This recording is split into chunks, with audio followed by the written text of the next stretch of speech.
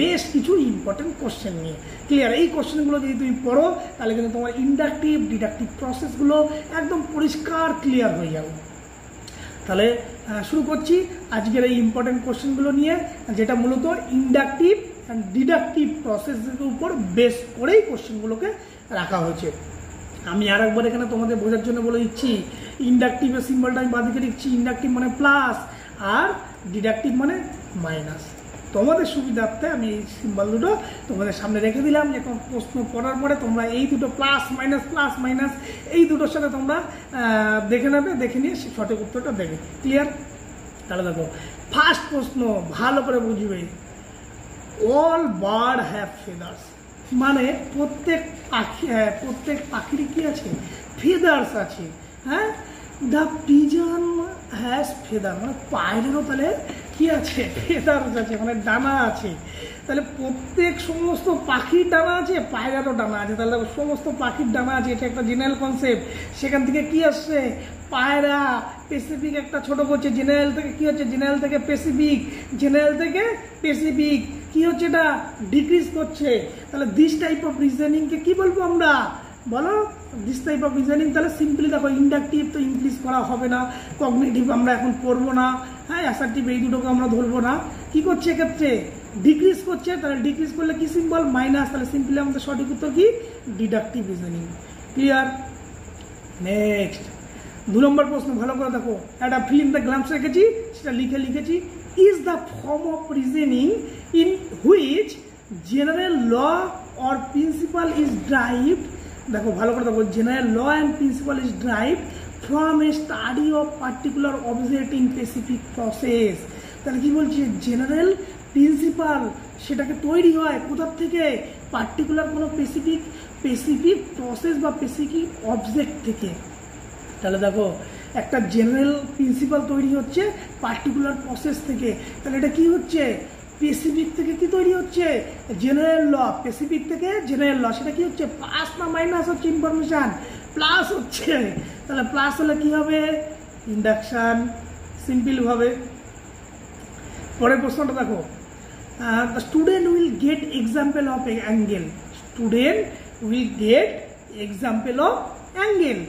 After that, they will learn definition and find the example of angle. তাহলে দেখো,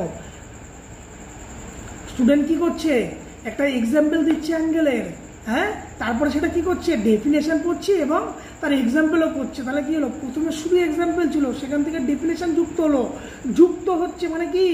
increase হচ্ছে। তাহলে simply যদি ইনক্রিজ হয়, তোমাদেরকে এইগুলো দেখতে হবে না, এগুলোকে পরে আমরা বুঝবো এগুলো কি। তাহলে এই ডিডাকটিভ ইন্ডাকটিভের মধ্যে কোনটা ইনক্রিজ করে? এই দুটোর মধ্যে ইনক্রিজ মানে হচ্ছে ইন্ডাকটিভ। ক্লিয়ার? নেক্সট প্রশ্ন দেখো, এইগুলো যত পড়ছো প্রশ্নগুলো, তোমার কিন্তু ওই যে প্লাস মাইনাস সিম্বলটা যদি মাথায় রাখো, তাহলেই কিন্তু কনসেপ্টটা ক্লিয়ার। ইন্ডাকটিভ মানে ইনক্রিজ, ডিডাকটিভ মানে ডিক্রিজ, ইন্ডাকটিভ মানে প্লাস, ডিডাকটিভ মানে মাইনাস। ক্লিয়ার? পরের প্রশ্ন 4 নম্বর প্রশ্ন ভালো করে পড়ো। A teacher writes he sit on the chair on the blackboard. তাহলে ব্ল্যাকবোর্ডের মধ্যে কি sit লিখলো?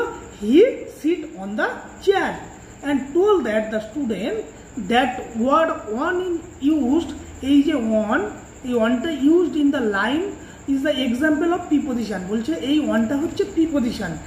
Then he start the chapter preposition in the class. দেখো, প্রথমে কি করলো? টিচার ক্লাসে আসলো, ক্লাসে এসে বোর্ডের মধ্যে কি লিখলো? He sit on the chair. এই যে ওয়ানটাকে বলছে, এটা হলো প্রিপোজিশন। এটা বলেই টিচার কি করলো? এইবার কি করলো? সে ক্লাসে প্রিপোজিশন কি সেই বিষয়ে বিস্তারিত পড়ানো শুরু করলো। তাহলে প্রথমে একটা সেন্টেন্স লিখেছিল, শুধু ওয়ান এক্সাম্পল দিচ্ছিল, ওয়ানের প্রিপোজিশনটা যেই পড়াতে গেল, সেখান থেকে প্রিপোজিশন সম্পর্কে বিস্তারিত পড়াতে যাচ্ছে। মানে কি? নলেজটা কি ইনক্রিজ হচ্ছে না ডিক্রিজ হচ্ছে? প্রিপোজিশনটা ডিটেলসে পড়াচ্ছে, তার মানে কি আস্তে আস্তে ধীরে ধীরে ইনক্রিজ হচ্ছে।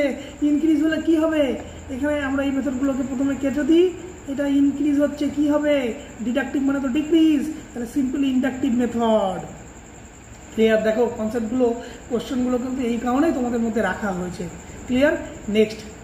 নেক্সট কোশ্চেন ভালো করে পড়বে। দুটো স্টেটমেন্ট দেওয়া আছে, একটা হচ্ছে অ্যাসেপ্ট্যান্ট, একটা হচ্ছে রিজনিং দেওয়া আছে। কি বলেছে?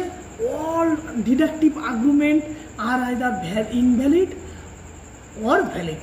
বলেছে যে ডিডাকটিভ আর্গুমেন্ট সেটা ভ্যালিডও হতে পারে আবার ইনভ্যালিডও হতে পারে।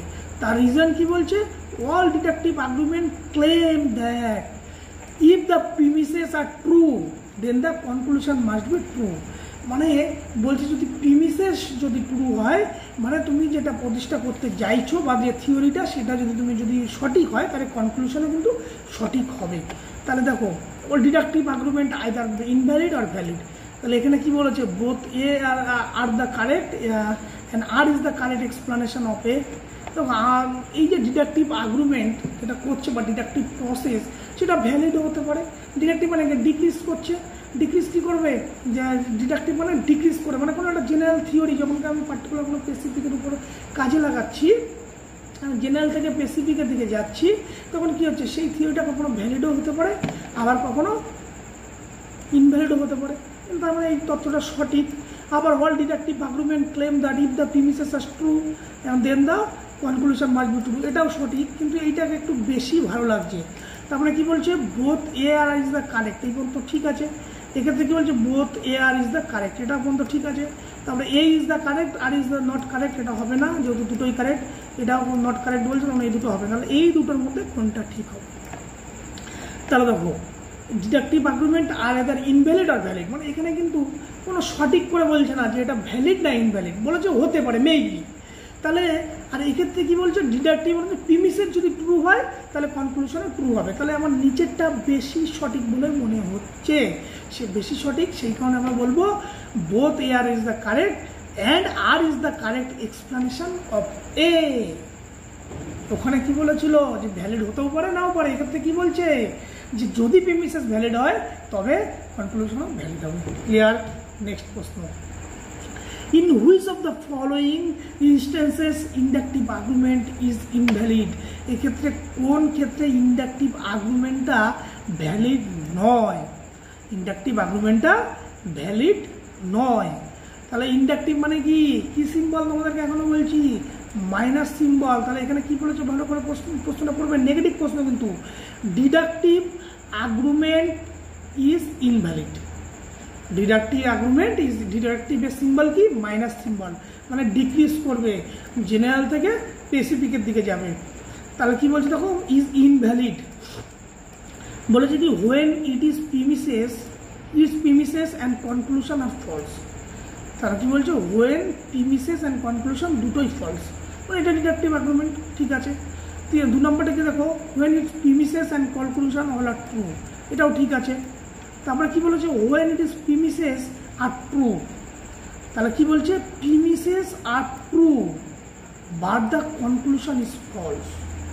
আবার পরেরটা পড়ি, when it is premises are false but conclusion is true. দেখো এর মধ্যে বলছে কোনটা ইনভ্যালিড, যদি প্রিমিসেস ফলস হয় তাহলে কনক্লুশনটা ইজ ট্রু। যদি প্রিমিসেস যেটা ফলস হচ্ছে, ডিডাকটিভ আর্গুমেন্ট কী করছি, জেনারেল থেকে স্পেসিফিকের দিকে যাচ্ছি, তাই তো। তাহলে জেনারেল থেকে স্পেসিফিকের দিকে যাচ্ছি, তাহলে জেনারেল থিওরি যদি ফলস হয় তাহলে কনক্লুশন কখনো কি ট্রু হওয়ার প্রবাবিলিটি থাকবে না। সেক্ষেত্রে option C, when premises are true but conclusion is false is correct answer. Clear? Next, deduction proceeds from, deduction process কি বলেছিলাম, মাইনাস চিহ্ন, ডিক্রিজ হওয়া, মানে কি জেনারেল থেকে স্পেসিফিক, এখানে সেই হচ্ছে দিয়েছে দেখো, পার্টিকুলার টু ইউনিভার্সাল, না universal to particular, particular to particular, না ইউনিভার্সাল টু ইউনিভার্সাল, মানে বড় থেকে ছোট হবে। তাহলে বড় থেকে ছোট কোনটা, universal to particular is the correct answer. Next প্রশ্ন ভালো করে পড়বে, দ্য ব্যারেল কন্টেন 100 অ্যাপেল, একটা ব্যারেল কন্টেনের মধ্যে 100 অ্যাপেল আছে। 3 selected randomly were found to be ripe, মানে তার ভিতরে আমি 3টে ওই অ্যাপেল থেকে 3টে অ্যাপেলকে তুললাম, 3টে অ্যাপেলই হচ্ছে র্যান্ডমলি তুলেছি, সেটা হচ্ছে কি 3টে অ্যাপেলই পাকা।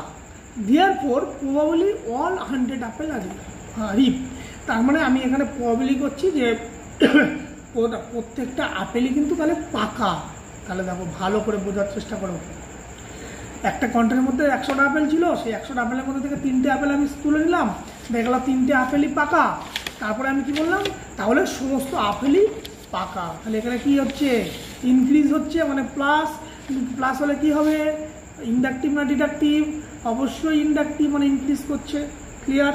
Next, the reasoning that would be helpful in finding new knowledge, helpful in finding new knowledge of fact about the world. নতুন নলেজ থেকে, যখন ওয়ার্ল্ড থেকে নতুন কোনো ইনফরমেশন আমরা পাবো, তার মানে কি নতুন নলেজ পাচ্ছে, কি হচ্ছে সেটা ইনক্রিজ, প্লাস না মাইনাস, ইনক্রিজ করছে না প্লাস, সিম্পলি তাহলে কি করবো, inductive is the correct answer. Clear? Next question ভালো করে পড়ো, এইটা ভালো করে পড়ো। অল বার্ড লে এগস, মানে কি করছে, প্রত্যেক পাখি কি করে, ডিম পাচ্ছে। ক্রো আর বার্ডস, তাহলে ক্রো একটা কি, পাখি, তাহলে ক্রো লে এগ, ক্রো তাহলে ডিম পাচ্ছে।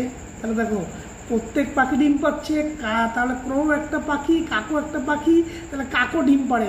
এটা কি হলো, সমস্ত পাখি থেকে সিঙ্গেল কোনো একটা পাখি হলো, তাহলে কি হলো, মাইনাস, মাইনাস হলে কি হবে, ডিক্রিজ, ডিক্রিজ হলে কি হবে, ডিডাকটিভ সিম্পলি। ক্লিয়ার?